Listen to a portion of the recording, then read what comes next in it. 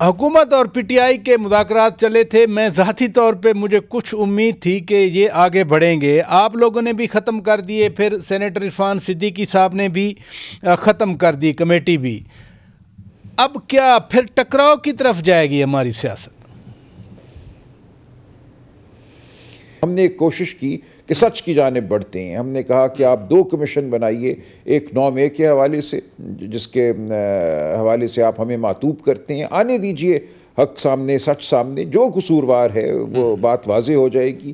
غیر متنازع سینئر ججوں پہ آپ ایک کمیشن بنائیے. اسی طرح 26 نومبر کے حوالے سے ہمارے شہید ہوئے ہیں, ہم ان کے بچوں کے ساتھ جا کر بیٹھتے ہیں.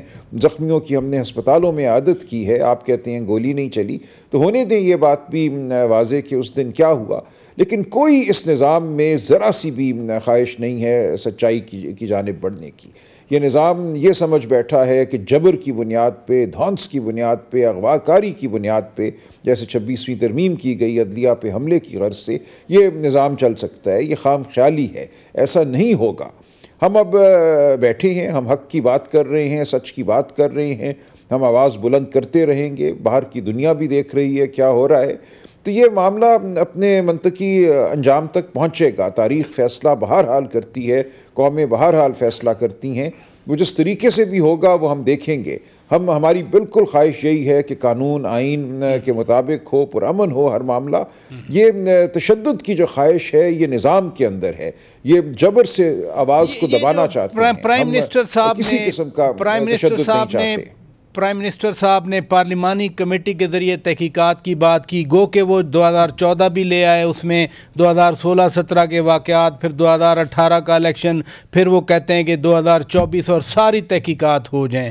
اس پہ ریجیکٹ تو کر دی پی ٹی آئی نے بات چیت, لیکن سٹل ایک پروپوزل تو آئی تھی جیسے عرفان صدیقی صاحب کہہ رہے ہیں. نہیں, کوئی پروپوزل نہیں ہے, یہ بے ایمانی ہے. دیکھیں, آپ کہیں کہ ہم سن 54 سے شروع کرتے ہیں تاکہ 20-30 سال ہم لگے رہیں, یہ صرف بات کو ٹالنے کی ایک کوشش تھی کہ جی بات ہو رہی ہے, دیکھیں ہم آگے بڑھ رہے ہیں. جو مسئلہ ہے آج کا مسئلہ 9 مئی ہے, جس کی بنیاد پہ آپ نے لوگوں کو ملٹری کورٹ سے سزائیں دلوائی ہیں. آج کا مسئلہ 26 نومبر ہے, شہداء کا خون ابھی خشک نہیں ہوا. یہ وہ معاملات ہیں. اور ایک پارلیمانی کمیٹی کیا, ہم جب اس پارلیمان کے وجود کوئی پہ سوال اٹھاتے ہیں, ہم کہتے ہیں اس کا وجود جس طریقے سے قیام پذیر ہوا ہے وہ غلط ہے, تو اسی پارلیمان کی بنائی ہوئی کمیٹی کے سامنے ہم آ کے بیٹھ جائیں سچ کی تلاش میں. جھوٹ کیسے سچ کی جانب لے کے جاتا ہے؟ یہ بالکل ایک غیر منطقی بات تھی, اور اس کا کوئی مقصد نہیں تھا کسی طرح بھی سچائی کی جانب بڑھنا.